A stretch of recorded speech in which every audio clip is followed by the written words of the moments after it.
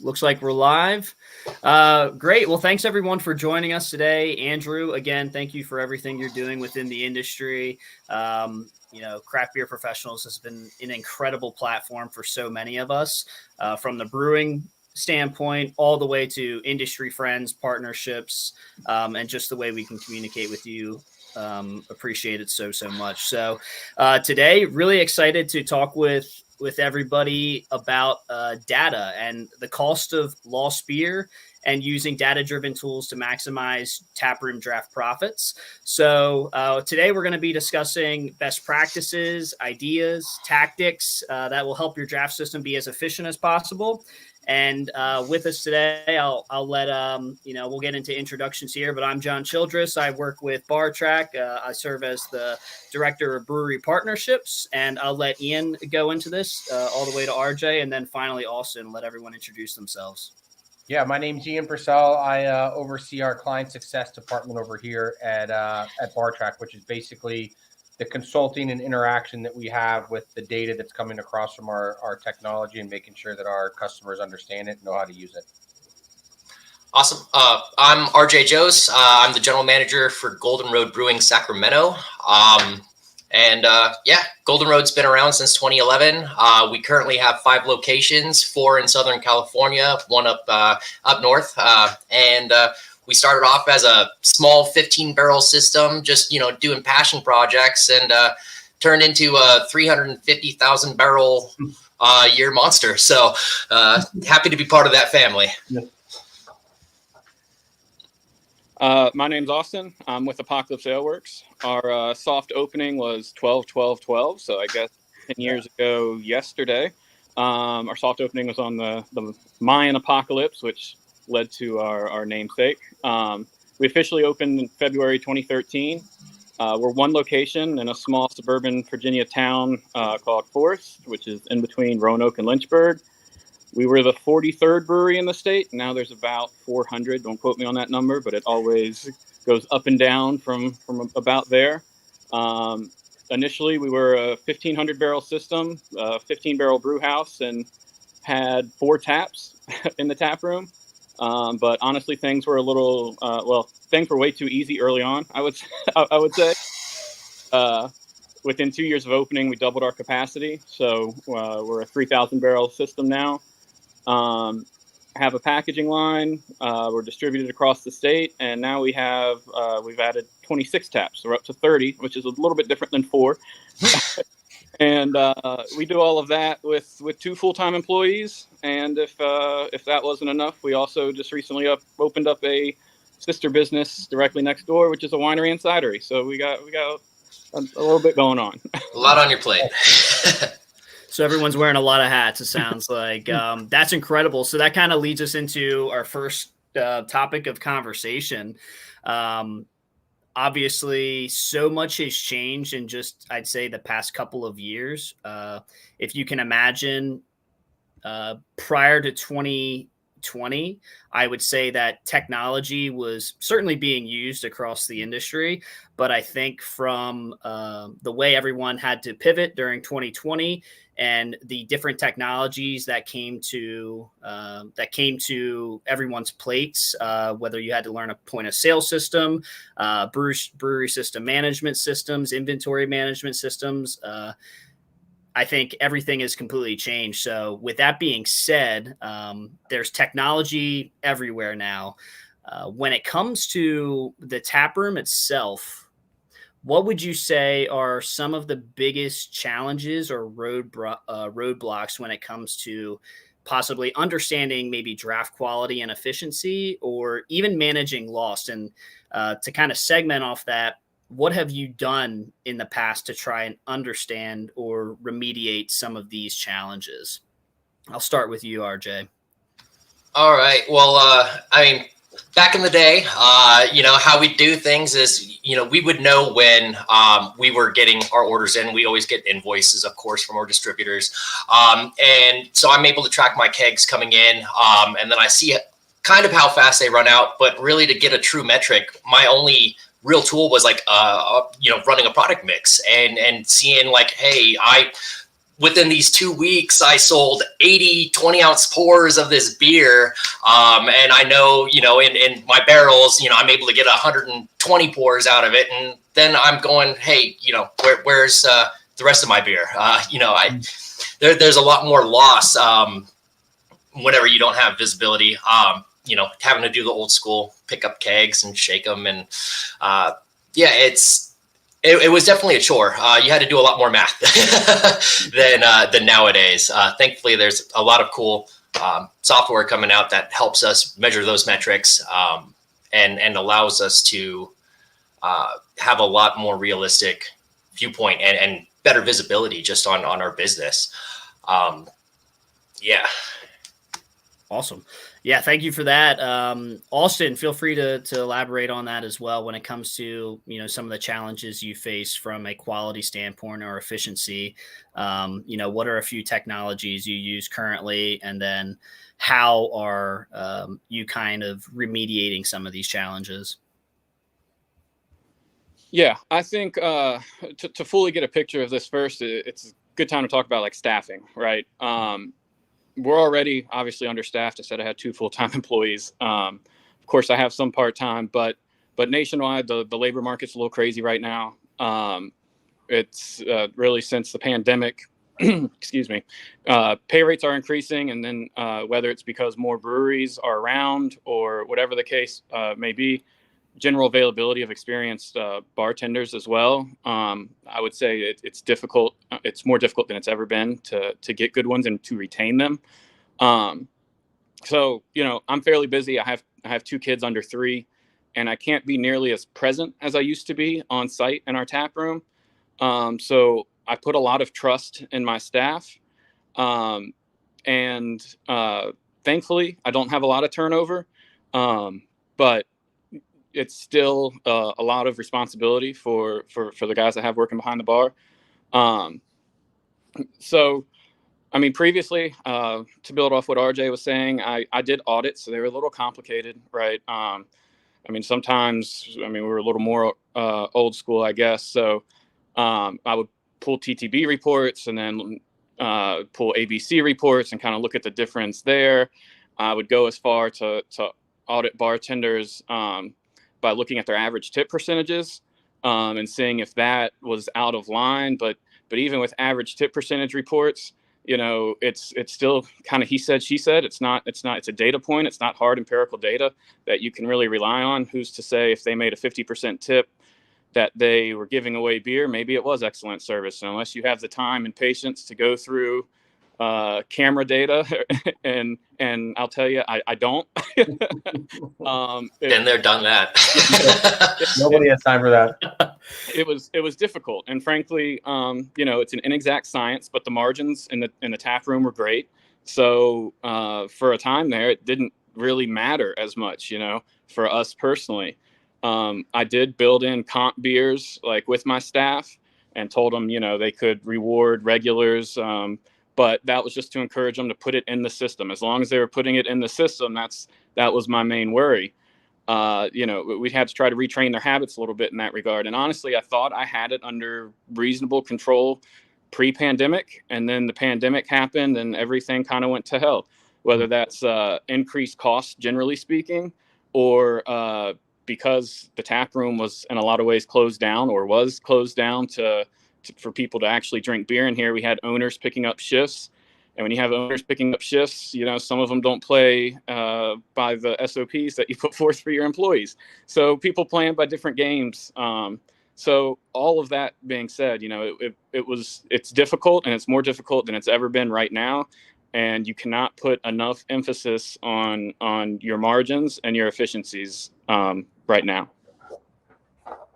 100%. Yeah. I think the take off of that, what both of RJ and Austin are saying here is it's a staple in the industry. Before the pandemic, you walk into your business, you're putting out fires, right? And I think that hasn't changed in any way, shape, or form, other than the fact that it's harder to get staff to get in there. And so there's a number of different products out there when it comes to inventory management and trying to dial in your numbers. But I think one of the things that sticks out that I see is an issue across the board is it's not just being able to say, here's what our loss is. It's being able to pinpoint and identify what type of loss that is, where is that loss coming from, so that you can go in and start to put specific metrics to that and specific SOPs to that to address it. And I think on top of that is when it comes to the quality side of things, the biggest issue that we've always had is when those taps are foaming on you, where is that foam coming from? We're going into the keg room, we're twisting dials here, we're twisting dials that, and then with the technology that's coming out, especially on the BarTrack side, there is being able to pinpoint that and being able to say, hey, it's happening here in the long draw, or here it's happening here before the regulator, and really dialing that stuff in to hit on the things that both RJ and Austin are saying is we don't have the time to go around and do all this different stuff. Being able to compile all that data, putting it into one location so that you can easily identify it and then move on to the 150 million other things you got to do that day, I think is becoming more and more important as we progress out of COVID, I guess, or out of the pandemic, I hope. I don't know if we're out of it yet or where we're going with that. No, those are all great points, everybody. That kind of leads me into even my next question, RJ and Austin. If you had to take an absolute guess, how many breweries or even tap rooms, bars, do you think are actually trying to really understand their margins and efficiencies? And from there, what has been kind of the best way to do that in the past, generally speaking, compared to maybe what we have in front of us right now? Like you said, it's been a large guessing game for so many people for so long. I think we all take we try our best to understand what our margins are and what we could possibly be losing. But I think now we have an opportunity to actually look at hard data and say, oh, wow, we are actually hemorrhaging loss. Like the numbers look good on paper, month over month, quarter over quarter. But if we actually get dialed in, we could increase our bottom line 10, 15, 20, even 30% in some cases. So yeah, to go back to the question, how often or how many people do you think, or breweries, businesses, have focused on that in the past? How many do you think are beginning to kind of transition and say, hey, this hasn't been something we've done in the past, but now we have the opportunity to do this? Do you think it's like very much changing, like it could change their business and their bottom line moving forward? Or I guess I'll kind of leave it open-ended there. Honestly, I think it is definitely going to become a much bigger focus for almost anybody in the industry. Prices are insane right now.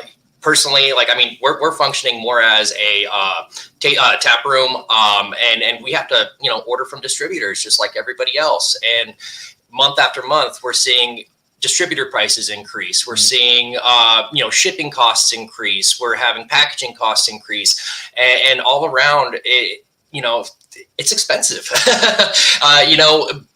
Beer that used to cost us, a quarter a glass is, $1 a glass and $2 a glass. And when you're getting to the specialty hops, having shortages, that drives prices of beer. And so it's very important to have that focus on that bottom line. I think it's definitely going to be way more prevalent for people to micromanage their beer, because honestly, that's what drives all of our business. I know, at least personally at my restaurant, like beer is 70% of my sales. And with having that much impact on my, revenues and everything else, I really have to be dialed in. There's no excuses nowadays with all of the beautiful tools. You need to pay attention. It's super important. Yeah, and I think, RJ's right in absolutely everything he's saying. But even more so, we've as a business have had to shift our business model almost completely and largely almost overnight. Like it works a little bit different here in Virginia. What we make in our tap room, we can sell directly, right? We don't have to go through a distributor. And with that, like part of the shift in business model, like when we have an increase in cost like we've had, and a dramatic increase in cost, we have to focus on where we have the best margins. And that's not distribution, because the supply chain and cans and packaging cost is ridiculous. And we were already selling it at a discount, because in Virginia, we have to sell it to a distributor who then sells it to a retailer or wholesale. And then it finally gets to a customer, 3 tiers, and then everybody takes their chunk of it, right? So knowing that, and we used to, like, distribution used to be 45% of our business roughly. And I probably couldn't survive if it was still 45% of our business as a business. And we've been around, 10 years, a decade now. So we had to shift business models and focus directly in the tap room. And before, we've had relatively low overhead. We own our facility, we're family owned and operated. So we already talked about my lack of staff. So my overhead was relatively low, but we were kind of focused more on not so much on cost. We were focused more on revenue previously, and that shift has been a 180 now, because businesses don't work off revenue, business work off profit, right?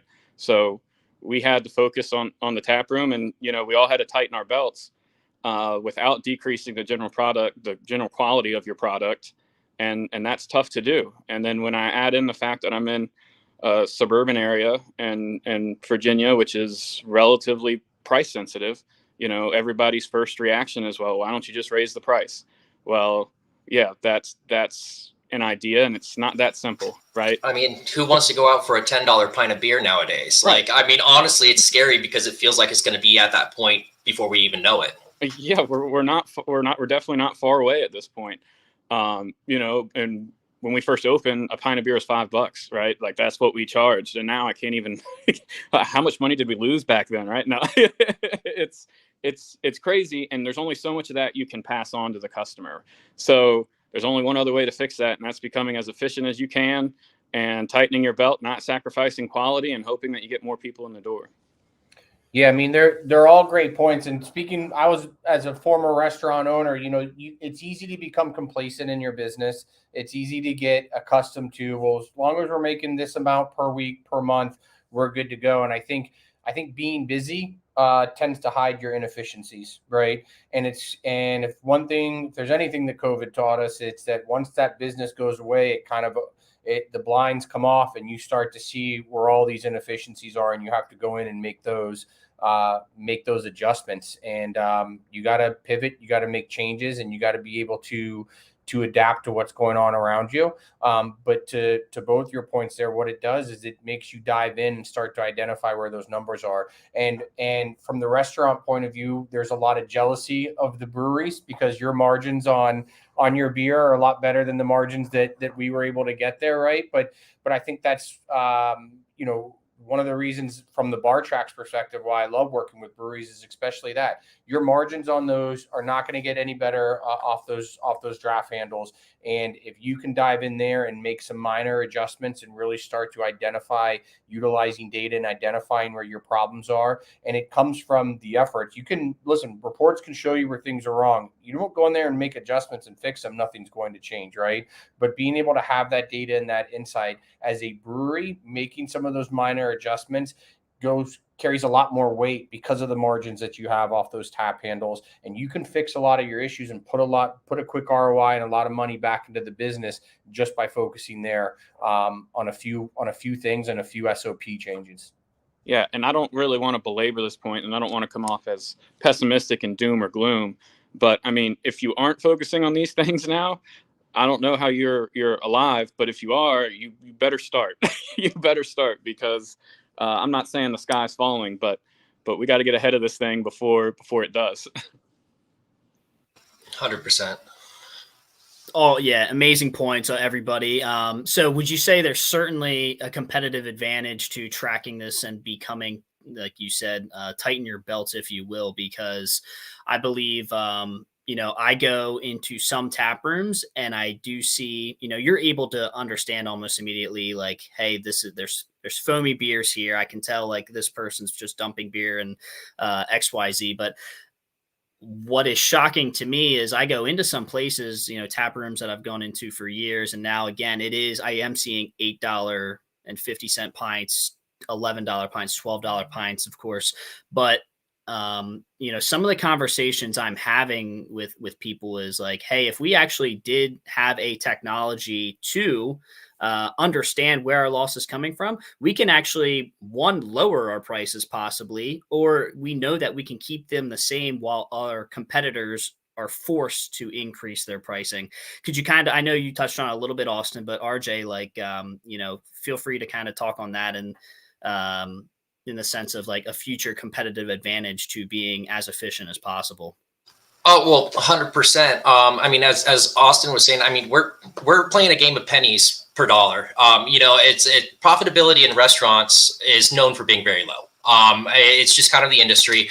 And if you want to grow your business, you have to make money. I mean, flat out. Like, how are you going to reinvest in yourself if you're hemorrhaging, and trying to dig yourself out of the hole that you kind of put yourself in? And so by being proactive and dialing in those costs and really focusing on your business in the right ways, you're able to stretch those pennies as far as possible, hopefully get a couple more in your pocket to then turn around and reinvest in yourself. That's the only way to truly do it. Honestly. Yeah, I think building off that, I would preface it saying, it used to be, I used to believe anyways, that if you made good quality beer, you would survive, right? Like it was kind of that simple, and it's not that simple now. Yeah, you do need quality product, quality branding, but you need to be good at business now more than ever. And I think you're going to see a lot of good breweries shut down. Everybody's like, well, they were busy as hell all the time. How did this happen? Like they were always packed, and you just have no idea until you get general insight in any particular industry that it doesn't really matter how many people are there. It matters how much the product costs. It matters how much they're selling it for. How many beers are they drinking? What else are they buying while they're there? It's such a complex thing to tackle. But with that, we're refocusing on the tap room. A lot of other breweries are too. But you have to try new things, right? And whether that's plant swaps, music bingo, obviously trivia, small batch releases, music. Happy hour, unfortunately. There's all these things, and many of them cost money, right? So what's the ROI? And you can sit down and look at hourly sales breakdown, and you can do all this, and you should do all that. But it's a lot easier to have software that breaks it down for you and tells you exactly where you can save the money and how you can save the money. And then you try all these other extracurricular things before you go just taking the shotgun approach. It gives you a much more coordinated plan of attack. Yeah. I mean, at the end of the day, control what you have now and then look to grow. And honestly, yes, it's always great to be forward thinking, but you do have to monitor day to day. You do have to pay attention to everything. And it's not a week by week. It's not a month by month. It truly is almost hour by hour that you got to watch your business. And what's great about that, speaking from the technology side, right, is time is money. I think the biggest complaint that I always hear from people is I want all of this data, but I don't have the time to go in and get it, right? And a lot of times you're throwing those events, you're trying out these different things, and you're doing them in the dark without realizing what type of return you're getting on that. And I think the exciting thing about the technology that's coming out the gate here now is the ability to be able to pinpoint this data, be able to utilize this data without having to invest a lot of time and energy in gathering it. Right. Events bring people in the door, and that's great. But if you're not bringing in all the beers that you're paying to bring these people in the door, whether that's paying for the band or the music trivia host or whoever it might be, you're paying that cost. Well, you want to make damn certain that you're making as much money as you can off these events, because everyone's going to start doing these events, and you still need to be as efficient as you can be. Absolutely. All great points. I think, that kind of leads, going into the next conversation or topic of conversation is the culture of beer and what it kind of has been, what it is now, and kind of where it's going. Would you say, just generally speaking, like breweries have a very relaxed culture. Like people love to go to breweries because they can kind of get away from the day. They can relax. They can sit there and have just a completely different type of conversation with the other person next to them at the bar or in the tap room. Typically the experiences you're getting at breweries is way different than the experiences you're getting at a bar or a restaurant. There's festivals, there's releases, there's just, bands, DJs, everything that we all have come to love. But again, back to that like relaxed culture, do you think that there's I think we're right in between this time of, okay, we want to be very, very relaxed and we want to be giving away free beer and we want to be doing this, but also I think, would you say we're kind of shifting into this culture of like, hey, we got to take it a step back now. The idea of, obviously we love giving away beer. We love doing this. We love doing that. But do you think the brewing culture is shifting to this time period of technology to understand loss, to understand waste, but to also even reinvest this money from what they are recuperating back into the experience and back into the culture of beer? Yeah, I'm very, very much so. I think you touched great on the allure of the tap room and what drives people to come and visit someone like me. And I think it is going to be very important for us to try to keep that face, at least, of a relaxed and comfortable environment. But we're running full speed in the background all the time. The competitors they're a dime a dozen nowadays. I mean, up in Sacramento County, we have 100 breweries that I am competing against. Like, that is insane. With a city of 1 million people, and not everyone drinks. Like, who's you got to secure your fair market share. Definitely having that atmosphere is a draw, and you need to have that draw to keep generating that business. But you really do have to be dialing in and keeping it serious, because there's 5 people waiting to take my place at all times. The places that are surviving right now are not the places that are coming out with a cool new band or a cool new DJ. The places that are surviving right now have dialed in and figured out where their issues are, and they're making adjustments there. They're cutting back in the areas they know they need to cut back on, and they're saving in the areas they need to save on, and they're making the adjustments that they need to make, and that's being done through, it's data driven. And the restaurant world, the brewery world, everyone was not very accepting technology. And what we're seeing now is that a lot of those other breweries that are opening up around you, RJ, and so on and so forth, and breweries like Apocalypse are embracing that tech side of things. And we're seeing breweries that are building their breweries around the whole tech concept, right? And I think it's a new age of how you do things. And yes, you can still be old school and do the old school things, but to simplify and to streamline and to be able to dial yourself in is what's going to push you through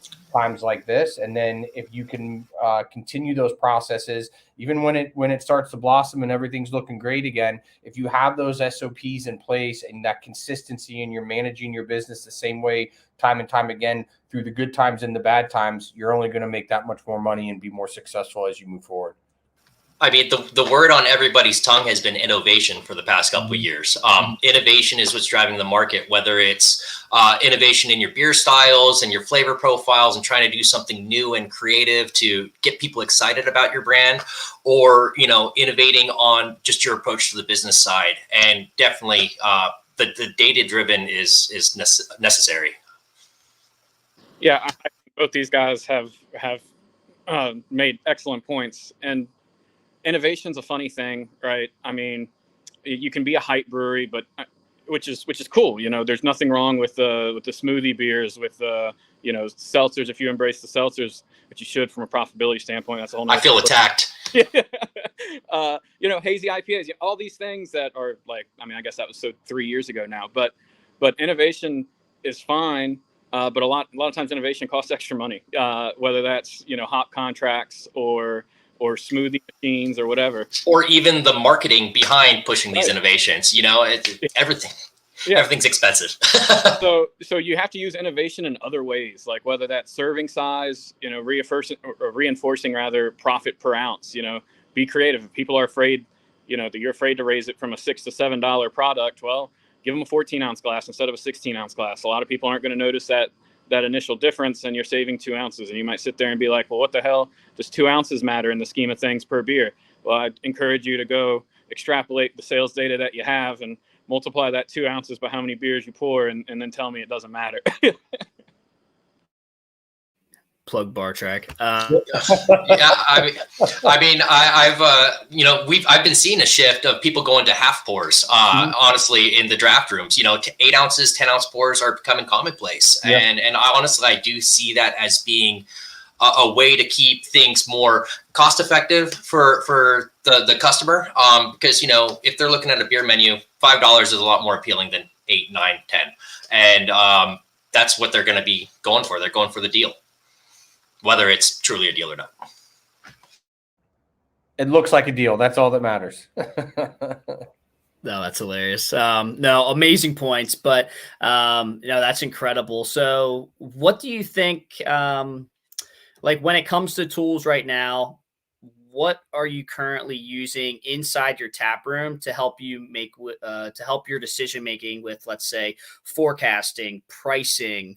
It could be anything, talking about, again, what you were talking about with pour sizes all the way to hop contracts. But what technology are you currently using inside of your tap rooms to again, better forecast and make better decisions moving forward?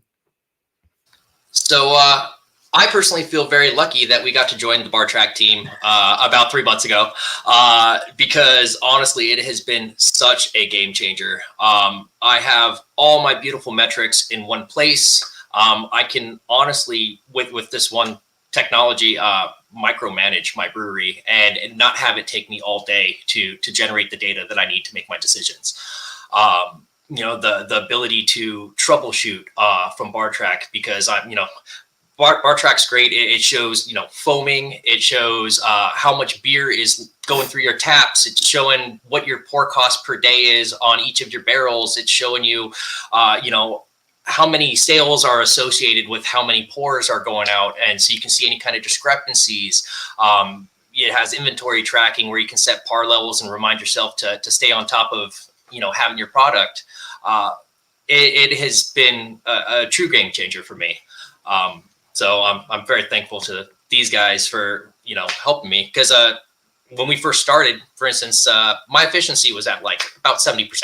I'm able to see and get paid for about 70% of the beer leaving my place. And by just having that visibility and realizing where we had our shortcomings or where there was a gap in my sales team with, or my bartenders with the POS system, and, maybe they're not ringing in things, or maybe I have a really warm walk-in and my beer is pouring extra foamy. Having those metrics has gotten me up to, I rocked at 95% last Monday. It's a slow day, but because of just, having those metrics and then being able to turn around and talk to my team and show them what I can see, it very much helps correct a lot of behavior, and encourage people to do things the right way.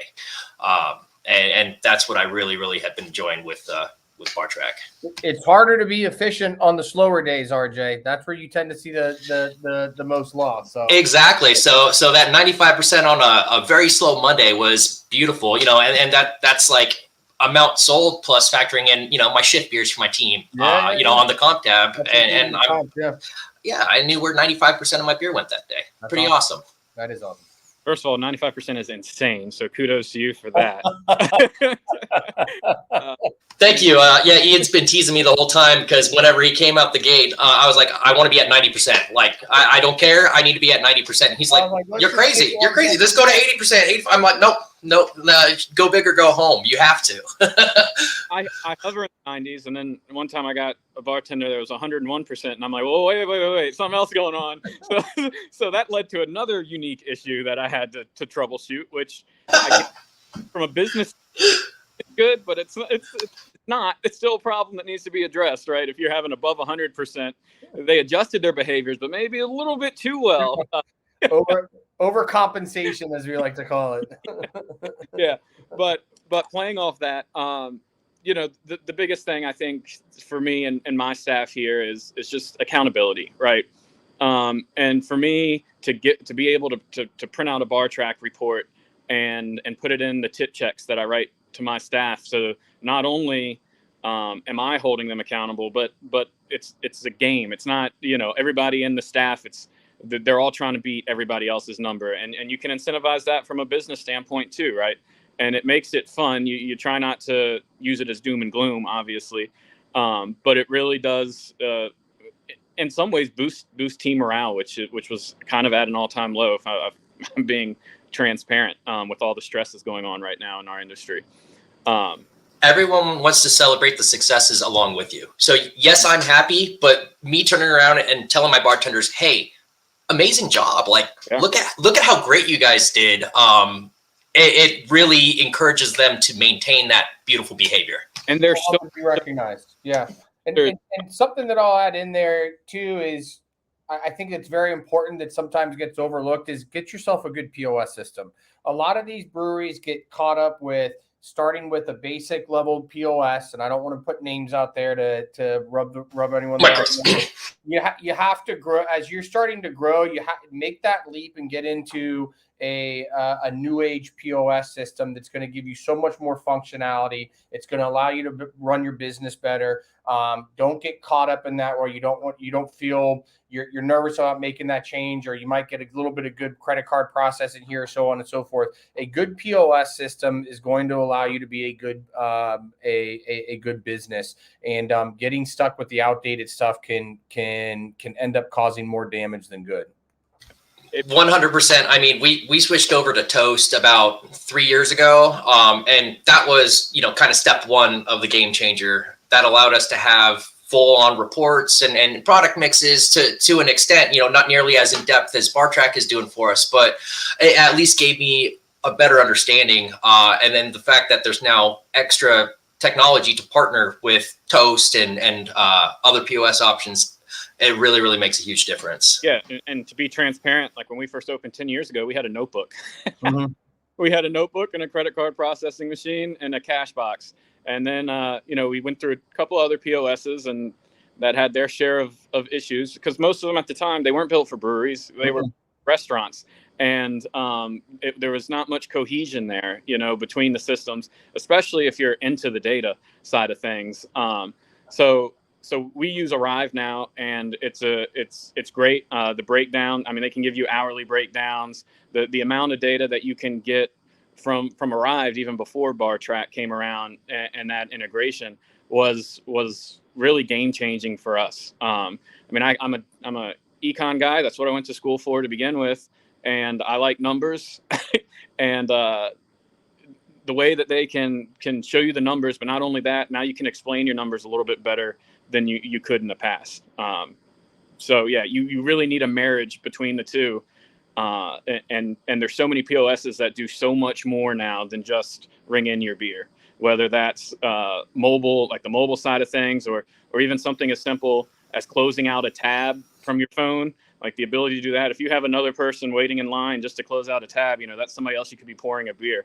So we got to focus on customer experience, and it's not a good customer experience if you're waiting in line to close a tab, or if the interface is difficult to use and now you have a line out the door because your bartender's struggling to ring in the beer. The name of the game is to serve each customer as responsibly as possible, of course, the amount of beer that they want in the least time possible, and so time is money. So you need something that can get people in and out and give you all the data you need on the back end as well. No, those are all fantastic points. And I know we're talking a lot about technology and beer. And the next question I would say is like, a lot of conversations that Ian and I are having, with different brewery prospects is, we bring up this idea of BarTrack can help you with the quality of your beer and the pour of your beer. And a lot of people look at us funny, like, how does a sensor system or a technology like this enable us to understand the quality of our beer, but also make that experience as what the brewer intended, right? Exactly what he is brewing, what she is brewing, it coming out of that tap, and it's exactly the way it was intended. Can you maybe touch on how technology or even BarTrack is helping you understand the quality of your beer and making sure that every pour that you get is exactly how it's supposed to be? Oh, that's super easy. For instance, like beer, like beer head in your glass, that produces all the aromatics. That is your flavor. That is your profile. That really gives you the whiff of beer and or the whiff of all the flavors. If you're not able to generate that head, you're not presenting your beer the right way. If there's too much head, then you're pouring out half of a glass of beer trying to get it up to that right fill point. So being able to really dial in on issues like foaming and temperature and pressure all makes my job of troubleshooting a lot easier and helps, keep the integrity of my product. Beer is an all sensor beverage, and you really do need to be able to, have all of that present to really get the intention. And BarTrack has helped me. It's got temperature gauges on there. It's got pressure gauges. It tells you if you're pouring in a low pressure state, a high pressure state. When I get my analytics, I see how much beer poured through a line has foaming issues, how much of it was wasted, and then in combination, it pairs with my POS. So then I can also see how much of that beer was actually sold. So I get a dollar value out of my amount of beer that went through my system. And the fact that it then turns around and packages it in a beautiful report that I can read every morning definitely makes life a lot more pleasant. I think playing off what RJ says, it really fills gaps of possibly miscommunication too.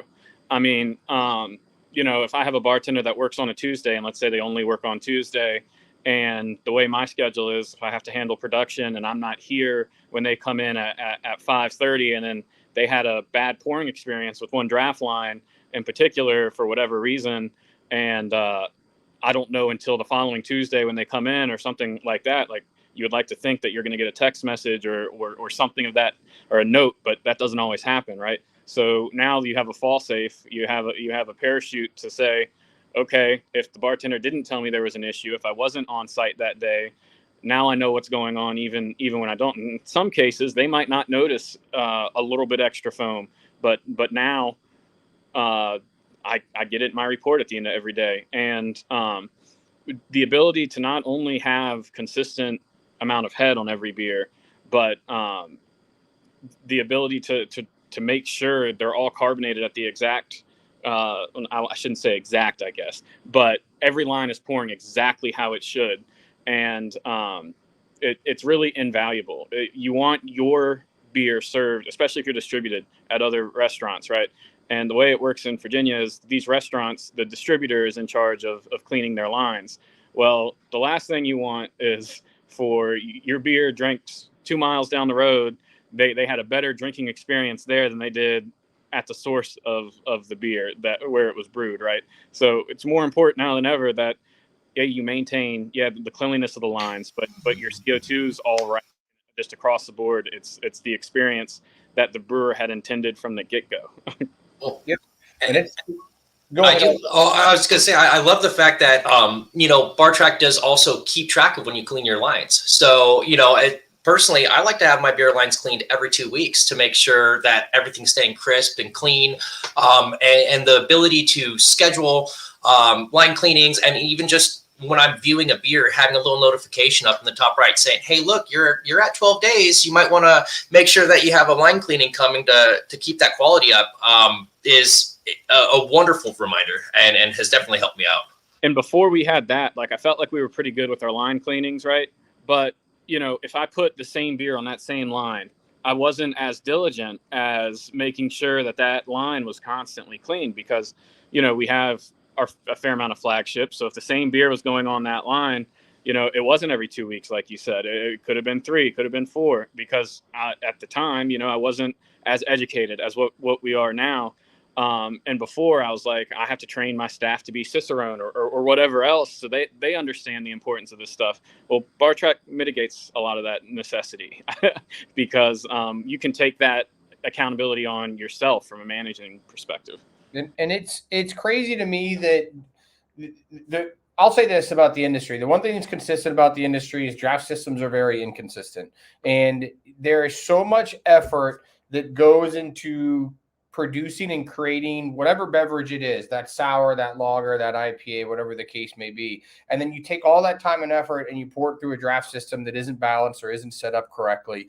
And you can take all of that work and ruin it very quickly. And it's important to know that a lot of those issues that are going on with your draft system, as an owner, you're not behind that pond. You're not involved in that process. You may not know that. And putting data analytics into the mix and being able to determine all that, it also gets your staff to start communicating to you when they're seeing issues and start pointing things out that you can then go in and look into the reports and identify all that. But I can't stress it enough that just in this business that we see, there's so many draft systems that are out of balance.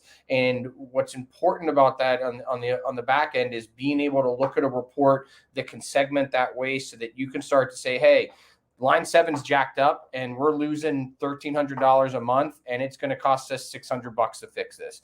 Now you have actionable data to be able to say, this is actually how much we're losing. Because a lot of times we look at that foam and we go, yeah, it's a little bit of foam. It's this, that's about a beer there. But to Austin's point, when he was talking earlier, hey, shave off 2 ounces and see what that does to your bottom line. See how much money that puts back in.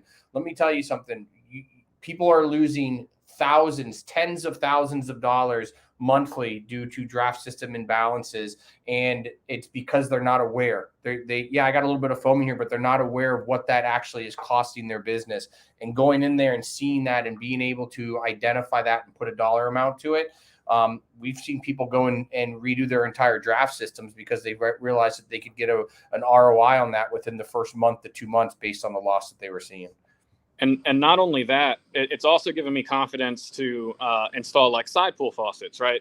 Where before I'm like, well, I don't really know what I'm getting into, and if this goes south, it's me, myself, and I that's gotta fix it. But having this type of data gives me a little more confidence to try new faucets, try new tap handles, and see what the difference is, and if it affects the bottom line or if it's worth it.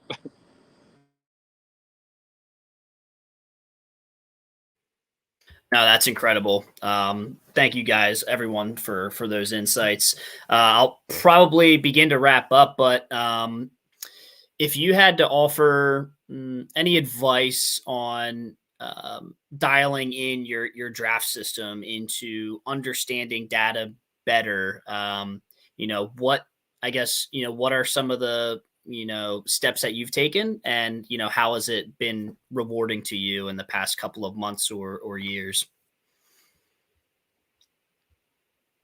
So I'm personally, definitely with the integration of BarTrack, it has become a daily ritual to go through, read my reports, and then, at the end of the week, go through the weekly. I constantly then am in correspondence with my management staff. I make sure that they have the same visibility that I do, so that we are all cohesively working to continue to better our business. And then I take that data and I turn around and I do then turn around and show my bartenders, because they're the ones directly responsible for the data that I'm receiving. They're the ones physically pulling the taps, gauging the beer, changing my kegs. And I'm transparent, honestly, being honest with your team is the best thing you can do for your business. If you're not doing well, tell them you're not doing well. Show them why you're not doing well, because then that'll become a focus point for them, because they want their job. They want to make money. They want more tips. They want the business to thrive. And so just really taking that data, paying attention to it, and then dissecting it with your team it's made a night and day difference for me personally. Yeah, and I mean, RJ said it.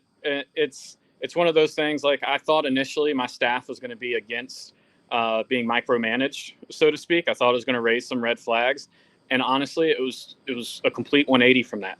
My staff understood, like, oh, this is what we need to do to make more money, and then and keep the business not just for their job, but for the whole team. You know, they all somewhat like being, well, they like being held accountable, because if they've been doing a good job, they want to know that they've been doing a good job.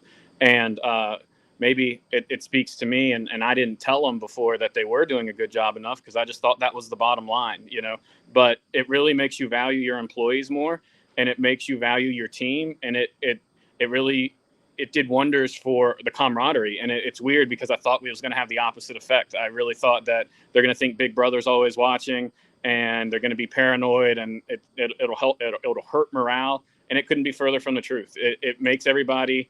There's fun games to be had with the staff with it. If somebody was at 90% and the next person was at 89, you know, they want to beat them the next week. And so there's so many cool things you can do that not just helps ownership's bottom line, but helps you manage your people that much better, so you can reward them and tell them, hey, you did a great job this week. 100%. I will say this: we are in the business of eliminating excuses and changing behaviors. I always say that, right? But I think the fact of the matter is that your staff may be part of the problem. They may not be part of the problem, but they are 100% part of the solution. And when you can bring in products that are going to allow you to communicate with your staff, to create positive accountability, and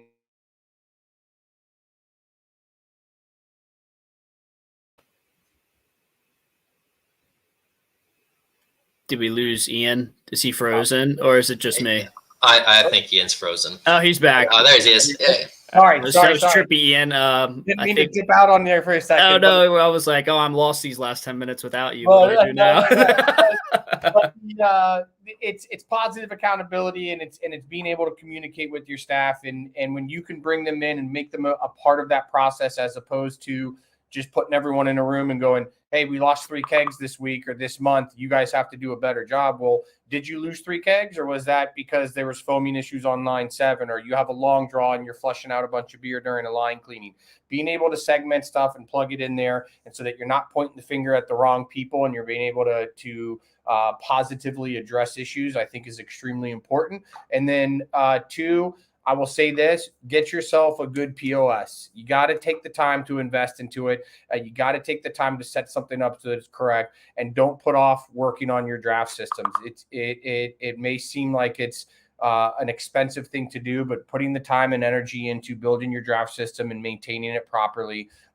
If you got to have the beer tasting the way the brewer intended, and you want to make sure that you're not pouring that product that costs so much to make now down the drain.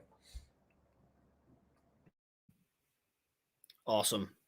Well, I have to say thank you so much, RJ, Austin, for joining us, Ian, for your insight. Really appreciate you, and glad you're on my team, Ian. So yeah, kudos to you all. I hope you all have an amazing holiday season. Thank you so much for joining us. Andrew, thank you again. Craft Beer Professionals and everything you set up here.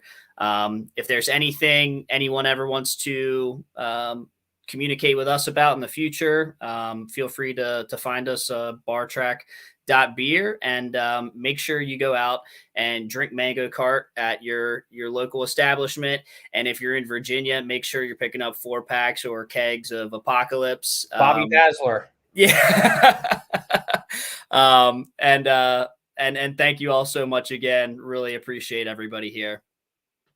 And if you are interested in learning more, you can go to BarTrack.beer.